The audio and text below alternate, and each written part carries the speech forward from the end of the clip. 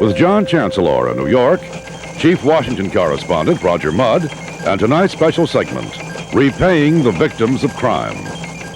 Good evening. The first photograph of President Reagan since he was shot on Monday was put out today, and it shows a remarkably healthy-looking president. His state of health took a little dip when his temperature went up to 102, but it dropped down to 99, and the doctors say it was only a small setback. More from Judy Woodruff. The first picture released of the president in the hospital shows him wearing a bathrobe standing next to Mrs. Reagan. The president is smiling but appears to be leaning slightly on his wife for support. At a briefing, his doctors told reporters that the fever Mr. Reagan developed overnight was a normal result of the wound in his lung, but conceded it was a slight setback to his speedy recovery. A surgeon revealed that the bullet had apparently already been flattened into the shape of a dime before it hit the president, because it entered his body sideways. This was more of a slit and a little bit larger than one would expect, and that suggests to me that the bullet was somewhat deformed when it hit the president, suggesting that it probably did ricochet. The doctors also confirmed that the president had lost half his blood supply because of the wound and surgery. They insisted he was never close to losing his life, but said there will be after effects. Blood loss is one of the more severe forms of trauma, and the body responds to blood loss by the kind of things you might expect. He probably, for a period of 2 or 3 weeks, will tire fairly easy with prolonged effort, and will have to have periodic rest periods. The White House mail room is being deluged with get-well messages to the president, who doctors say should be ready to return to the White House as soon as early next week. Even though Mr. Reagan will be sore at first, doctors say he should be able to resume a part-time work schedule soon after that. The fact that he's 70 years old, they say, will not slow down his recovery. Judy Woodruff, NBC News, the White House. Presidential Press Secretary James Brady said this morning, "I'm feeling fine," which cheered everybody. But doctors said he is still in critical condition after being shot in the brain, and that it may take a year to determine the extent of the damage.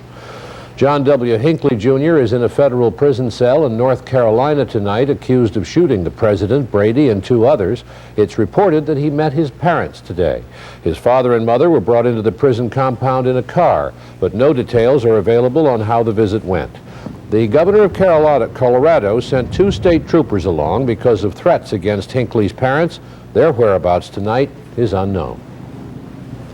Hinckley will undergo a lengthy series of psychiatric tests to which his lawyers now agree, and will probably not stand trial until the fall. There was news today about the bullets used in the shooting, and Roger Mudd has that story. With so many separate investigations on Monday's shooting underway, it is likely the story and its aftermath will dominate the news for the next several weeks. For instance, the Federal Bureau of Investigation has finished one phase of its investigation and says the bullets were very similar to the dum-dum. Robert Hager reports. The FBI announced its ballistics tests confirmed the president and probably all the victims of Monday's shooting were hit by what it called devastator bullets, a rare type of bullet meant to explode on impact, manufactured by a firm in Georgia. The devastator is a .22 caliber bullet with a hollow tip, which has been modified by drilling a hole and filling it with an explosive primer called lead azide. Fortunately, most of the bullets malfunctioned Monday. One, unexploded, was removed very carefully last night from near the spinal column of Officer Thomas Delahanty. The FBI said it could tell the bullet that hit the president did not explode, possibly because it ricocheted against his limousine first, slowing it down, or perhaps pinching the nose so it couldn't go off. Could it have exploded during the president's operation? If you're talking about conceivable, yes. If you're talking about probable, I would say no. However, the FBI says the bullet removed from the president is 5 grains lighter than it's supposed to be, raising a possibility that some of the mildly toxic lead azide could still be in the president's body.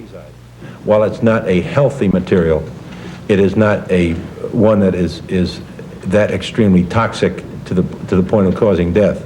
The FBI says it may take several more days of ballistic tests to be certain whether lead azide leaked into the president's body.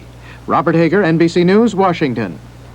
And presidential counselor Edwin Meese said today the White House will conduct its own inquiry of how the administration's top officials reacted to the shooting. Most everyone involved at the White House has already proclaimed that they all performed exceptionally well, both individually and as a team.